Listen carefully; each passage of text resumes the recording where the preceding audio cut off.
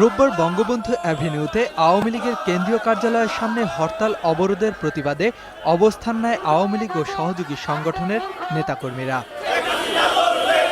সে সময় দেশের বুদ্ধিজীবীদের সমালোচনা করে মোফাজ্জল হোসেন চৌধুরী বলেন, মুক্তিযুদ্ধের সপক্ষের শক্তির সঙ্গে রাজাকার এবং সন্ত্রাসীদের কোনো সংলাপ হতে পারে না। দুই নেত্রী সংলাপ করলে শান্তি ফিরে আসবে, এই ধরনের কথা যারা বলে আমি মনে করি তারা জ্ঞান পাপী।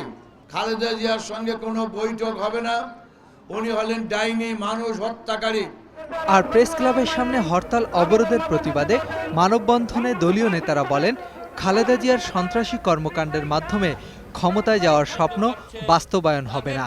তাদের ক্ষমতায় আসার স্বপ্ন দুঃস্বপ্ন মাত্র, তবে তাদের একটাই আশা, এখন শেষ ভরসা, এই গোলমাল করে তৃতীয় কোনো পক্ষকে রাষ্ট্রীয় ক্ষমতায় আনা যায় কিনা।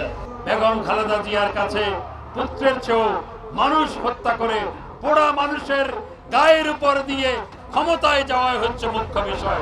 এদিকে ঢাকা বিশ্ববিদ্যালয়ের মধুর ক্যান্টিনে আয়োজিত এক সংবাদ সম্মেলনে বদিউজ্জামান সোহাগ বলেন, পরীক্ষার্থীদের নিরাপত্তা নিশ্চিত করতে ছাত্র সংগ্রাম পরিষদের লাখ লাখ নেতাকর্মী প্রয়োজনে জীবন দেবে।